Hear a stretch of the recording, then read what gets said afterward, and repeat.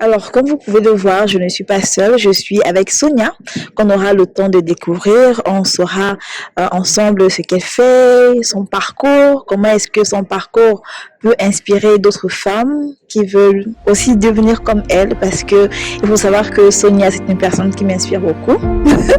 Et c'est la première invitée sur ma chaîne. J'espère que l'interview avec elle va vous inspirer et va vous donner des idées pour vous lancer également si vous voulez vous lancer.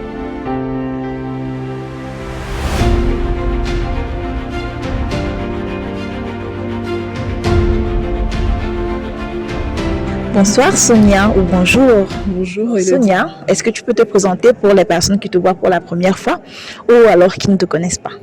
Alors je m'appelle Sonia Aliou, parce que c'est mon nom d'épouse, donc je suis née à Paris, grandi à Paris, et actuellement je travaille aux Nations Unies, et plus exactement je travaille avec des femmes entrepreneurs pour une initiative qui s'appelle E-Trade for Women, et donc nous soutenons les femmes entrepreneurs du numérique dans les pays en développement. D'accord. Et je suis basée à Genève en Suisse actuellement. D'accord, super. Alors, est-ce que tu peux nous parler un peu de ton parcours? Comment est-ce que tu t'es retrouvée dans l'ONU? Parce que c'est une organisation internationale qui est déployée dans plusieurs domaines. Quel a été ton parcours?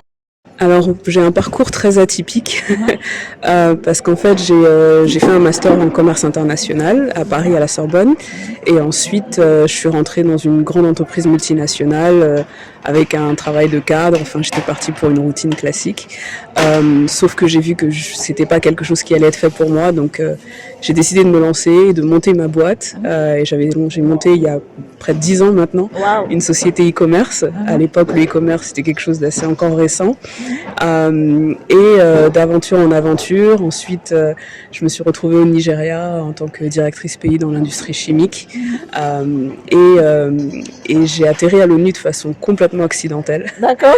C'était pas du tout un désir ou quelque chose que je voulais vraiment. Je sais qu'il y a des gens qui veulent vraiment rentrer aux Nations Unies, et je respecte complètement ça. Mais moi, mes deux parents ont travaillé aux Nations Unies, donc en fait, j'ai un peu grandi dans ce milieu-là en me promenant dans les bureaux quand j'étais plus petite, et je me suis toujours dit non, les Nations Unies c'est pas pour moi. D'accord. Je resterai dans le secteur privé parce que je suis quelqu'un d'assez punchy, dynamique, et il y a pas mal de choses qui me correspondaient plus dans le secteur privé. Et en fait c'est vraiment par accident. J'ai quitté ma précédente position qui était au Nigeria pendant le Covid. Waouh, en plus. Et voilà, enfin, j'ai démissionné juste quelques mois avant le Covid, je me suis retrouvée à rentrer à Paris de Lagos pendant le Covid, pendant le confinement. Donc les plans étaient complètement chamboulés, bien entendu. Et donc en fait, j'ai reçu, enfin je vais être honnête, j'ai reçu une alerte LinkedIn quelques mois plus tard, après avoir été confinée, me présentant cette mission qui était donc à la CNUSED, et qui par contre permettait de travailler avec des femmes entrepreneurs du digital dans les pays en développement. Et c'était quelque chose qui me tenait vraiment à cœur. C'est quelque chose que je faisais déjà parce que après avoir monté ma société e-commerce, j'ai eu des hauts, des bas, j'ai eu plein d'expériences et j'ai fini par la fermer. Mais ça a été une super expérience, et j'avais commencé à coacher et à mentorer des femmes qui étaient entrepreneurs et plus spécifiquement entrepreneurs du digital. D'accord. Donc c'était quelque chose que je faisais déjà de toute façon. D'accord.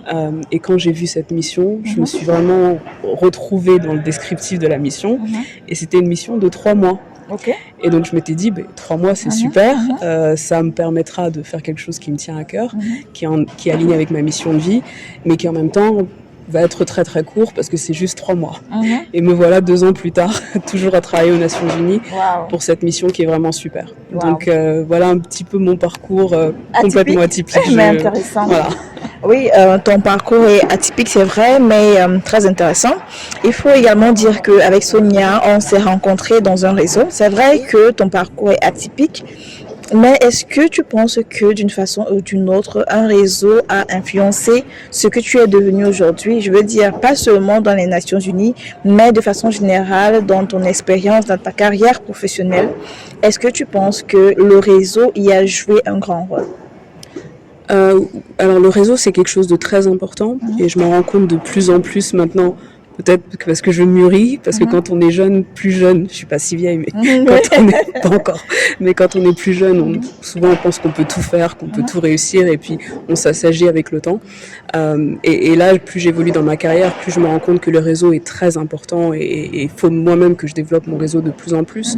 Mais le réseau m'a aidé, ne serait-ce que quand j'étais entrepreneur, parce que pour trouver des partenaires potentiels, des gens avec qui travailler, des gens qui peuvent filer un coup de main, qui peuvent aider, parce qu'on commence avec des moyens limités, le réseau est très important, et j'ai réalisé ça après avoir commencé toute seule. Au bout d'un moment, j'ai dû rentrer dans un réseau parce que j'ai réalisé que toute seule, j'allais pas y arriver. Donc c'est vraiment à ce moment-là que j'ai réalisé que le réseau serait important pour moi. Et même au niveau professionnel, c'est sûr que avoir des gens...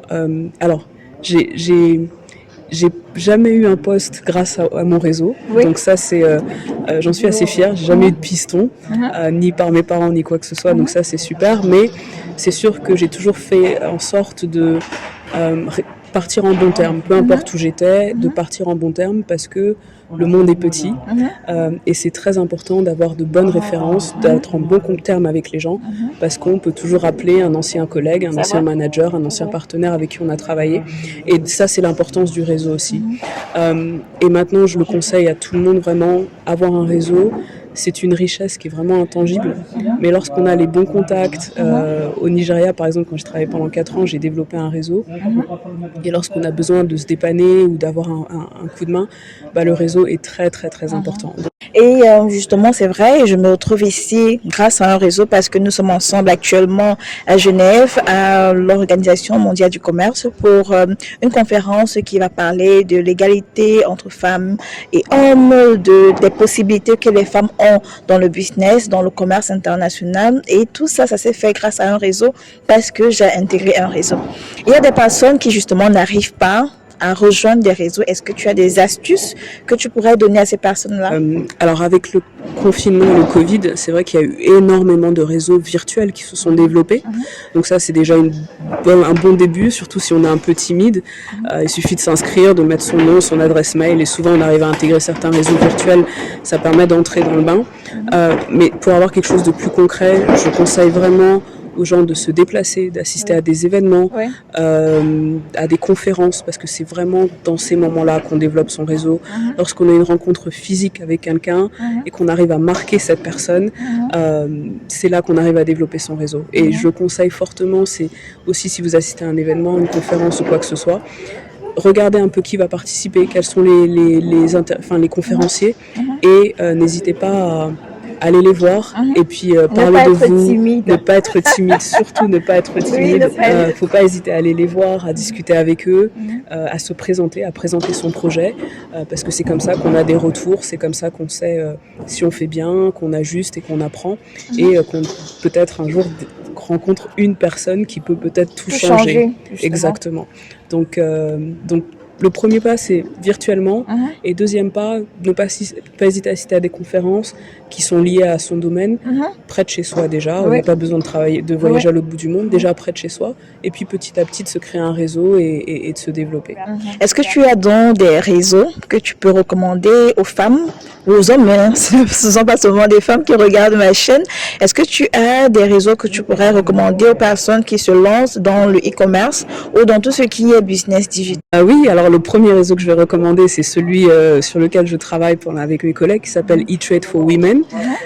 Et donc c'est un réseau qui a été lancé il y a 3 ans par les Nations Unies pour alors les femmes. Celui-ci, c'est que pour les femmes entrepreneurs du digital, qui sont basés dans l'hémisphère sud, pour la plupart dans l'hémisphère sud.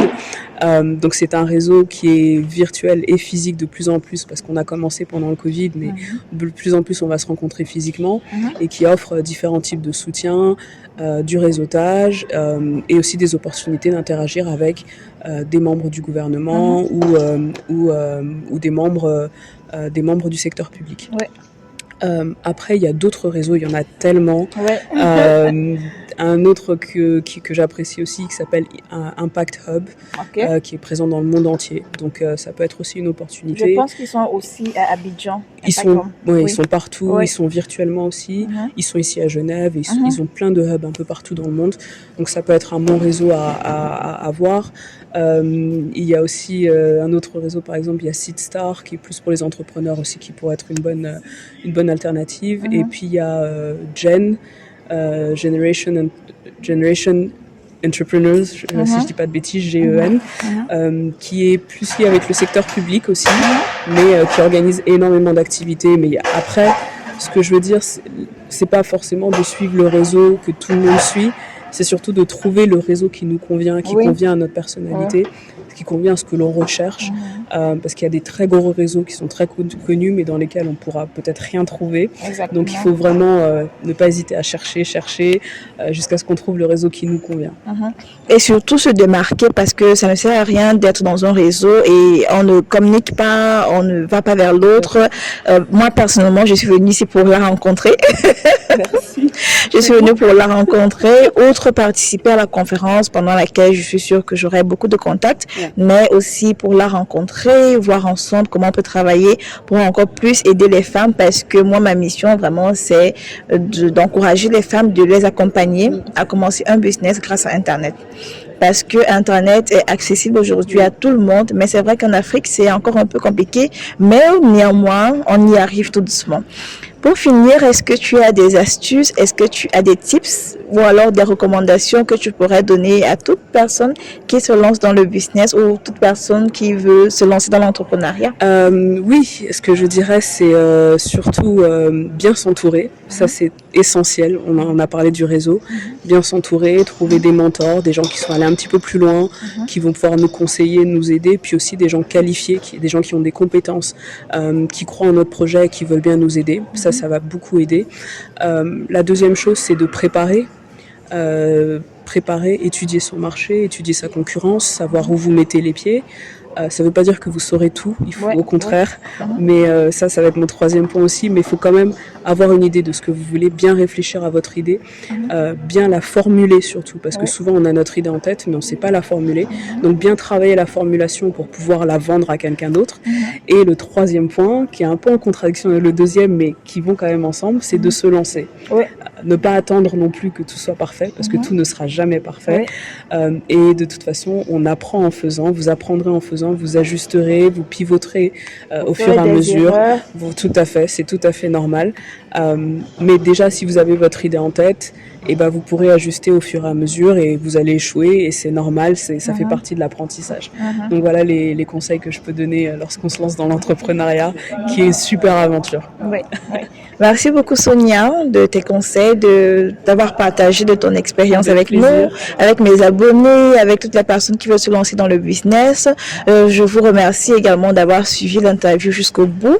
Quels sont les réseaux sur lesquels on peut te suivre pour les personnes qui voudraient te contacter ou alors suivre ton actualité?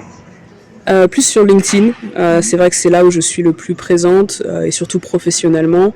Les autres réseaux c'est plutôt personnel et puis j'essaye à mes heures perdues, mais je suis pas très bonne là-dessus encore sur Twitter quand j'ai le temps, mais plutôt LinkedIn. D'accord. Je vais mettre, si tu permets bien sûr, ton contact juste en bas de la vidéo. Donc moi c'est Elodie Onana, je vous encourage à vous lancer dans le business en ligne. Je vous encourage à utiliser Internet pour pouvoir avoir une source de revenus. Continuez de me suivre sur ma chaîne YouTube Elodie Onana et sur ma page Facebook Les Histoires qui vous parlent. Ne peut rien rater de mon actualité. Merci de m'avoir écouté. Au revoir Sonia. Au revoir Elodie. Ciao.